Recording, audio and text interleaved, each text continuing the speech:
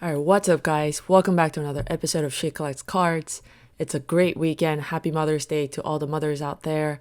Make sure to subscribe to this channel before we get started. It helps out tremendously. Like and comment on the video as well as you have comments or questions or feedback for the video. And I've been hearing a lot of you guys' feedback about the audio, so hopefully this is an improved version. Thanks so much. And thanks for the recommendation to take off the music as well. Again, guys, this is brand new to me. Production, and content creation is brand new. So thanks for your patience as we build this channel together. So let's get started with today's episode.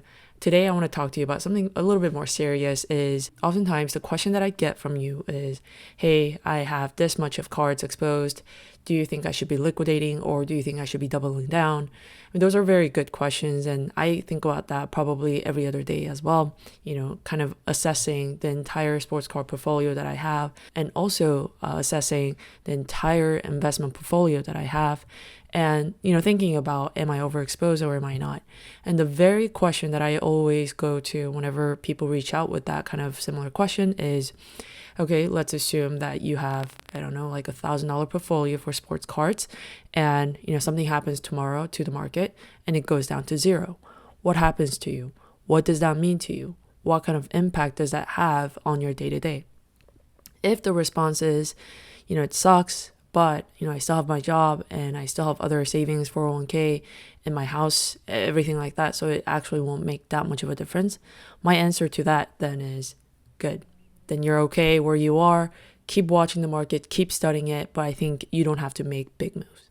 But if the answer actually comes back as, if I lose this, my wife's going to be really mad at me, we're going to lose a ton of money, and I might, have to go find another job, or I might have to go sell our house. If that's the response I get a little bit cautious and tell them, if I were you, I would try to mitigate that risk and sell some off. But that's just me, but you can do whatever you want, right? At the end of the day. But the reason why I ask such an extreme question is because it exposes how much, of a risk you're bearing to your entire portfolio.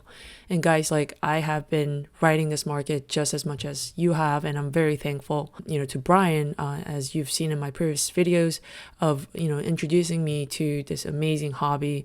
And, it's been great, but you also have to own up to the responsibility that you have, whether it's putting food on the table or to taking care of your family, yourself, whatever it may be. You have to take that responsibility and own up to it as well. And so by taking on more risk and exposing your assets more than you should be, you're essentially putting that responsibility on the line as well. So I asked such an extreme question to understand what kind of positioning you're having right now, and to make those adjustments as needed to make sure that you're having a healthy balance of taking that risk, that you have the buffer to consume if, all things fail. And another question that I ask as well is, hey, let's say you have a $10,000, sports card portfolio, good for you. But let's say it goes to 100,000 next week. What does that mean to you? Again, if the response is, that's great, I made basically 10x, and I think that's a lot of the cryptocurrency investors from last year, they 10x, 20x, 30x.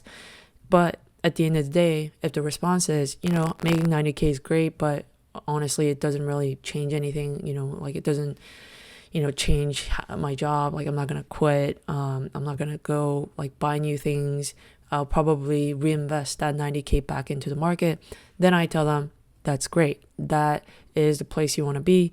And that's, that tells me that you have taken healthy amount of risk in this, and you are okay with this much exposure.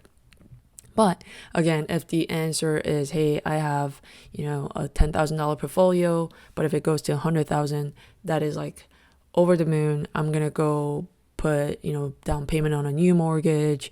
Maybe I will go switch my car, or I'm going to go help pay off my student debt, etc. Then that's a red flag to me, because you are essentially exposing, so much so that when it 10x's, there's a significant change to your life or lifestyle and life circumstance. That's a red flag to me, because you're in a sense in a more of a gambling state than investing state, in my opinion. Again, so just some things to think about. And this one great book that I'm reading right now that I want everyone who's watching this video to go pick up a copy is The Intelligent Investor by Benjamin Graham. It's a very old book, but I think all the knowledge shared in there is very relevant to today's world, and in any context really. Is you have to kind of play defense, as much as you play offense. You can't, win, as we know, any championship just being good at offense, but you also have to be a great defensive player.